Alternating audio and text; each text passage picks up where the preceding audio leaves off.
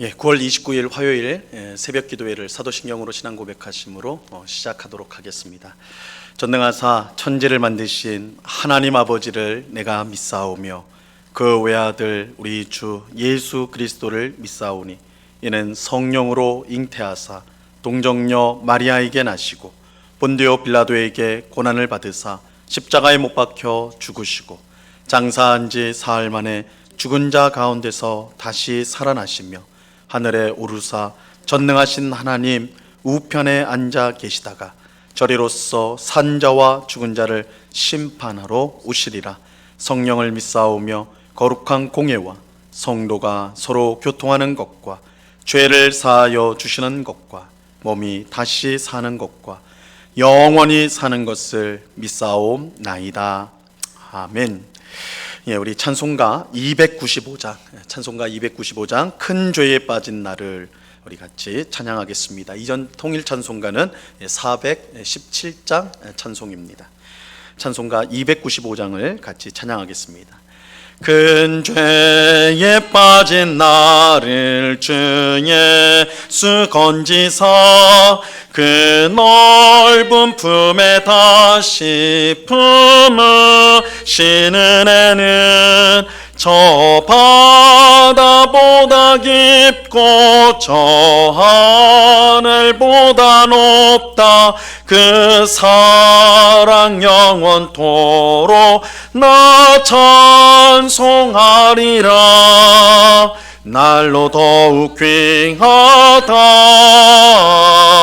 날로 더욱 귀하다. 한이 없이 넓은 우리 주의 사랑 날로 더욱 귀하다. 옛날에 유대 땅에 주 예수 다닐 때 은혜 받으려고 큰 무리 모였네. 눈먼 자 병든 자를 다 고쳐주셨으니 나 같은 죄인까지 그 은혜 받도다. 날로 더욱 귀하다. 날로 더욱 귀하다. 한이 없이 넓은 우리 주의 사랑 날로 더욱 귀하다. 주 크신 사랑으로 만 백성 위하여 그 십자가의 고난 다 받으셨으니 그 속죄 받은 성로 큰 소리 함께 높여 온 천지 울리도록 주 찬송하리라. 날로 더욱 귀하다. 날로 더욱 귀하다. 한이 없이 넓은 우리 주의 사랑 날로 더욱 귀하다. 아멘. 같이 기도하겠습니다. 참 좋으신 아버지 하나님, 오늘도 저희에게 새날을 주심을 감사합니다.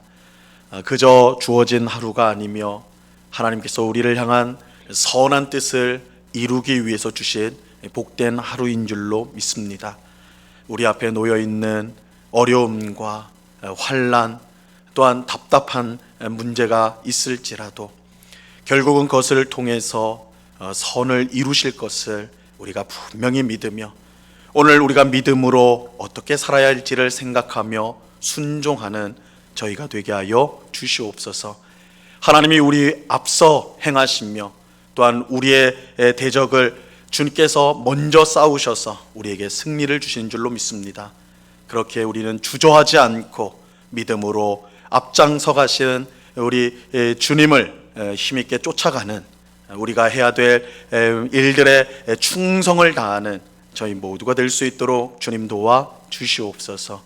세상에 우리의 마음을 빼앗기지 않도록 도와주시고 일편단심 하나님을 향한 우리의 마음이 될 수 있도록 주님 은혜를 베풀어 주시옵소서.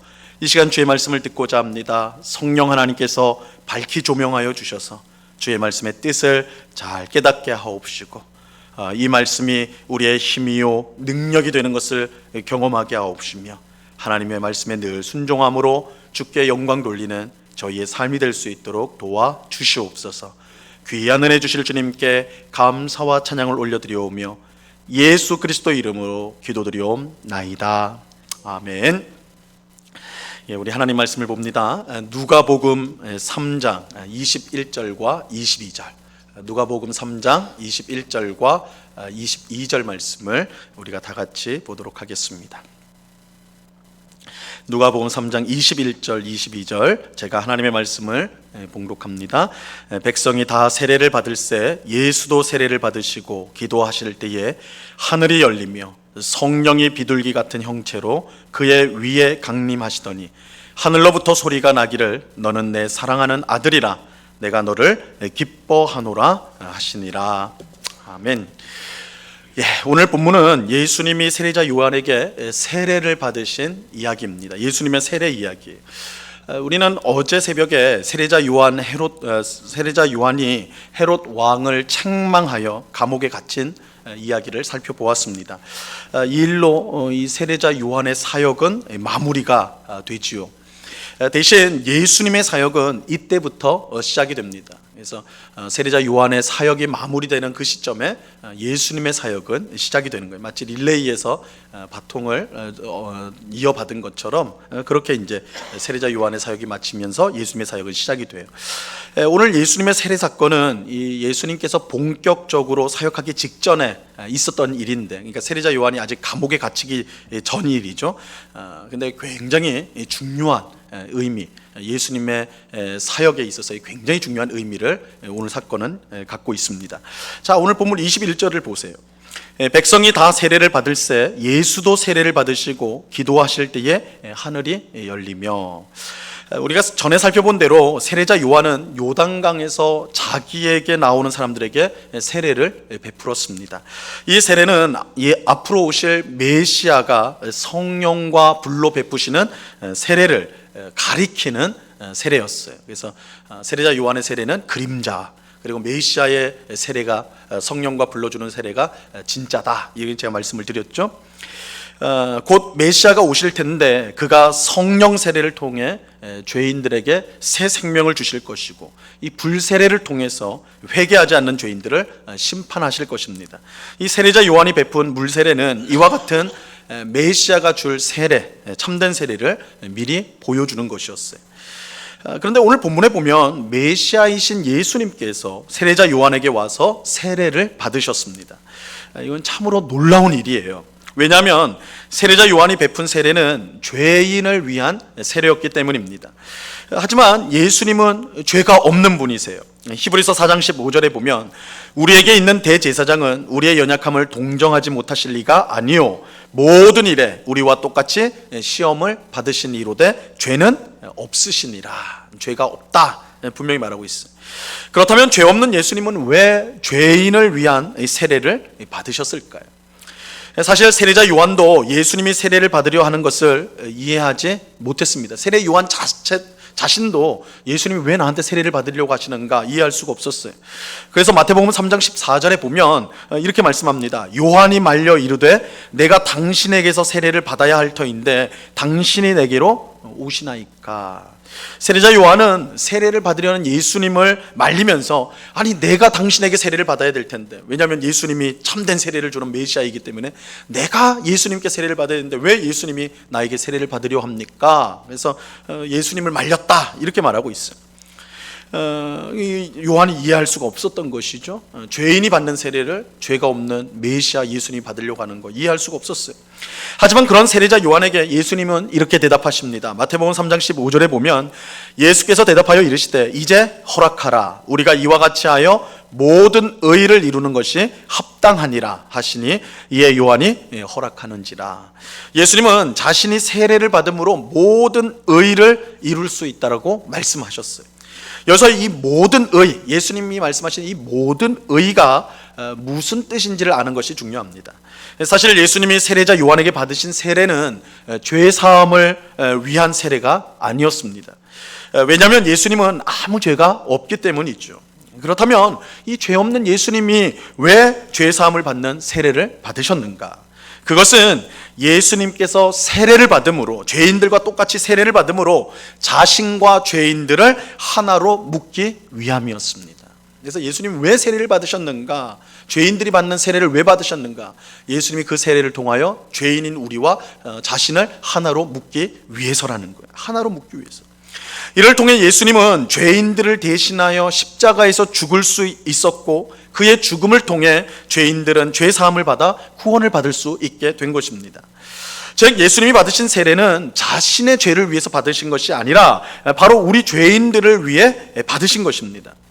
예수님께서 세례를 받기 위해 물속으로 들어가셨는데, 그래서 예수님의 세례는 우리가 보통 장로교에서 행하는 세례, 이 물을 머리에 뿌리는 이런 세례 방식이 아니라 침례교에서 주는 침례, 온 몸이 물속에 다 들어가고 또한 나오는 그 방식으로 예수님 세례를 받으셨어요. 근데 이제 예수님이 물속으로 들어간다, 이 물속에 온 몸이 다 들어가는 것은 죽음을 뜻하는 거예요.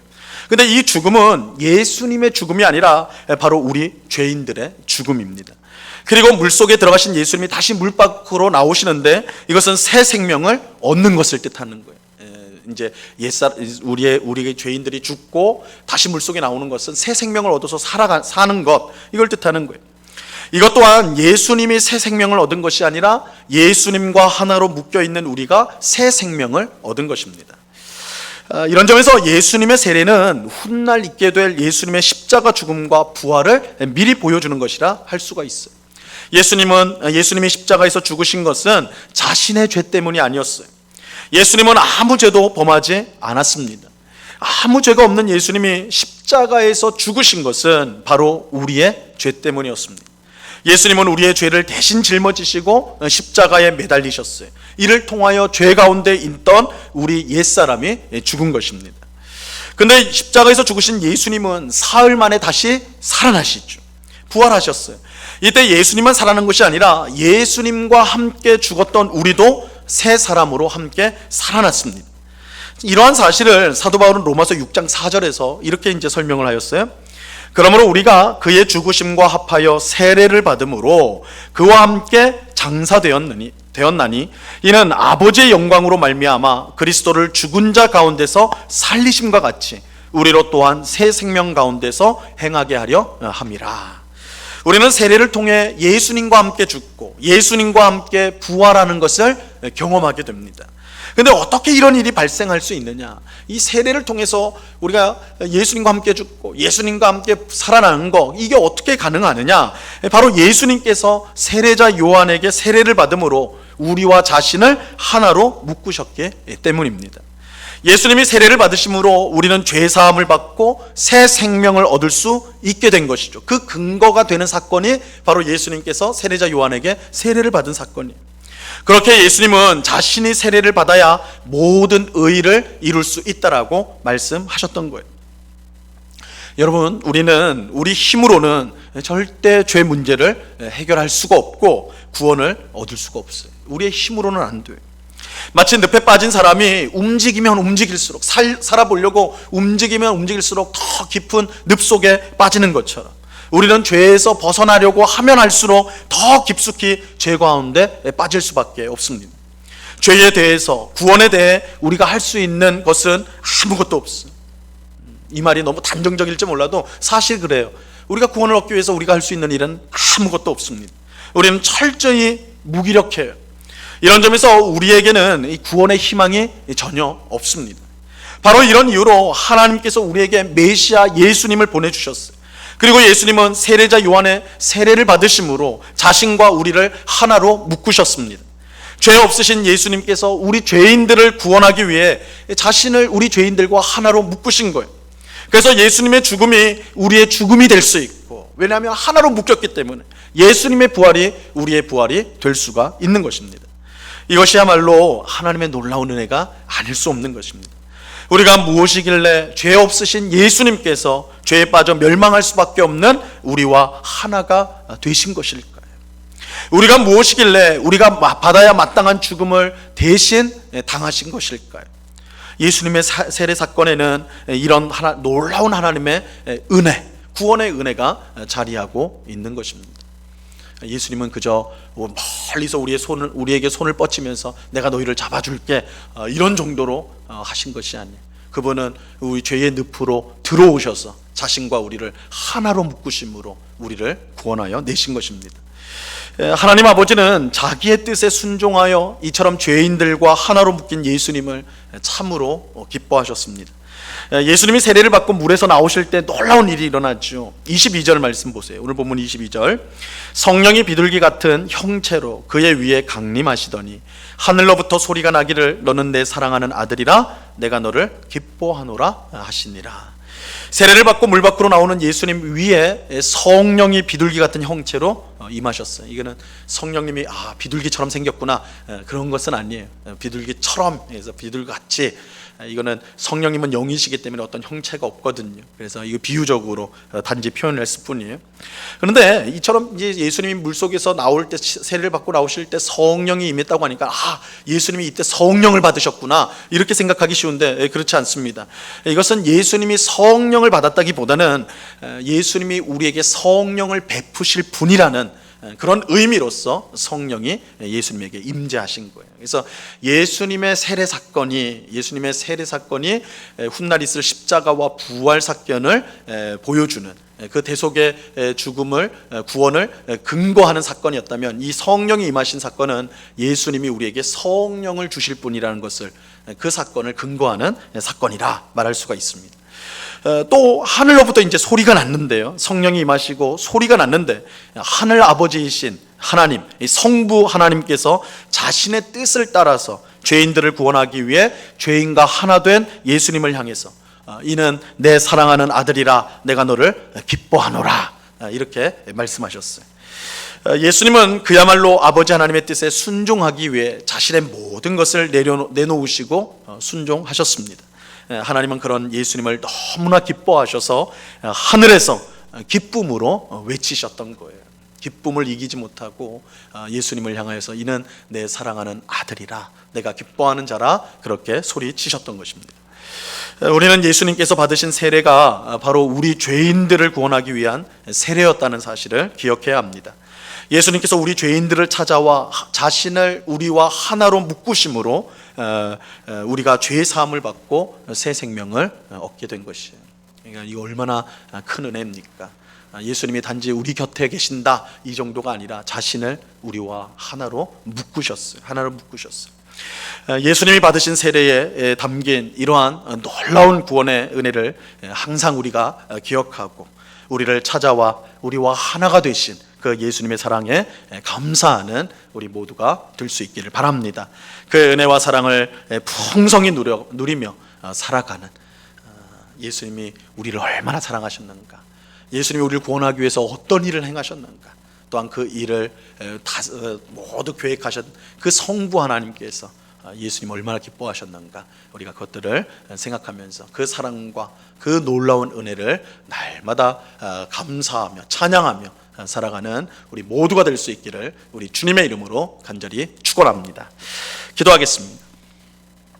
참 좋으신 아버지 하나님, 감사합니다. 오늘 예수님께서 세례자 요한에게 세례를 받는 사건의 의미를 살펴보았습니다. 세례자 요한이 베푼 세례는 죄 사함을 받게 하는 세례인데, 예수님은 아무 죄가 없으셔서 이 세례를 받으실 필요가 없으셨습니다. 그럼에도 불구하고 굳이 세례자 요한에게 세례를 받으신 이유는 바로 우리 죄인들과 자신을 하나로 묶기 위해서였습니다. 이 세례를 통하여 의로우신, 아무 죄가 없으신 하나님의 아들인 예수님께서 우리 같은 극악한 죄인들과 하나로 묶여지게 되었습니다. 그래서 예수님의 십자가 죽음이 우리의 죽음이 되고 예수님의 부활이 우리의 부활이 되었습니다. 주님, 이 놀라운 구원의 사랑, 구원의 은혜, 우리를 구원하기 위해서 자신을 친히 우리의 찾아와 우리와 하나가 되게 하신, 하나로 묶으신 그 놀라운 구속의 은혜, 구속의 사랑을 우리가 늘 생각하며 하나님께 감사하며 찬양하며 살아가는 저희가 되게 하여 주시옵소서. 주님, 우리는 얼마나 많은 경우 불평하고 원망할 때가 많습니까?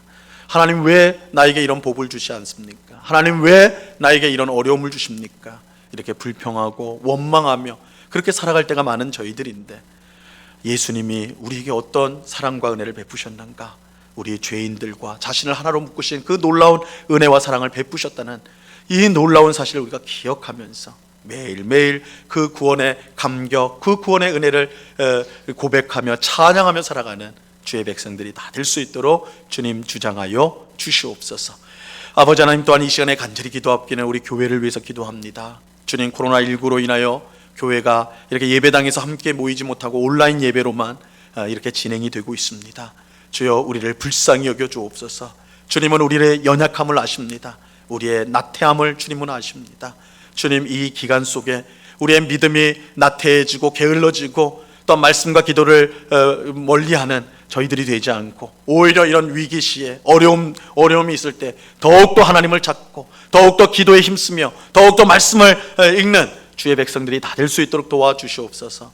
그래서 이 어려움이, 환난이 다 지났을 때 이 시간이야말로 하나님이 우리를 만나주시고 우리를 빚어주신 복된 시간이었음을 서로 고백할 수 있는 귀한 은혜가 우리 은곡교회 가운데, 우리 성도들 가운데 풍성히 임하게 하여 주시옵소서. 우리 은곡교회가 이 지역의 소광과 빛의 사명을 잘 감당하기를 원합니다. 우리 자신만 알고 우리끼리만 즐거워하는 교회가 아니라 이웃의 아픔을 보듬고 저들에게 복음을 전하며 하나님의 사랑을 증거하는, 힘써 증거하는 그런 교회가 될 수 있도록 도와주시옵소서. 이 시간 여러 가지 기도의 제목들로 기도하는 주의 백성들 한 사람 한 사람 붙들어 주시고 낙심하지 않고 끝까지 기도할 때에 하나님께서 우리의 삶 가운데 주의 뜻을 이루어 주실 것을 우리가 믿고 늘 힘있게 기도하는 저희가 될 수 있도록 은혜 베풀어 주시옵소서.